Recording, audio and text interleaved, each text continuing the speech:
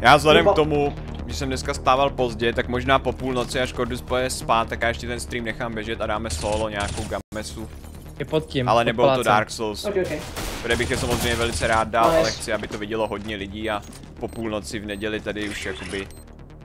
Prostě to není ideální čas na to. Ty Dark Souls by mohly být v pátek a v sobotu. Myslíš, že půjdu zpátek brzo? Jo, takže teď najednou, když už já mám solo streamy, tak ty zase nebudeš chtít jít spát, jo. To byl vždycky ty, kdo odcházel. Hovno, Václave, ty mi úplně zacláníš teďko. Václave, já už nemůžu, mě už bolí hlavička, já musím jít chrápat. Což ty zmrde, budeš si dělat prdel z mojí, jo, z hajzle, vole, mám tě taky mrdnou z projzetky, chceš otevřít lepku, ty kurdo. Chceš bej hluchej najednou, kopičo, vole. Jo, tak to si jdi do piči, dej mi aspoň tu M4 zmrde, když už tady jako ty chceš makovat.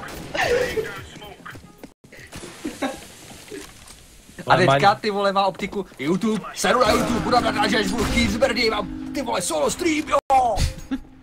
Asi Bčko. Kdo říkal, že tady je, tak já jsem na YouTube vždycky natáčel, když jsem chtěl, ty píčo. To je něco, co se za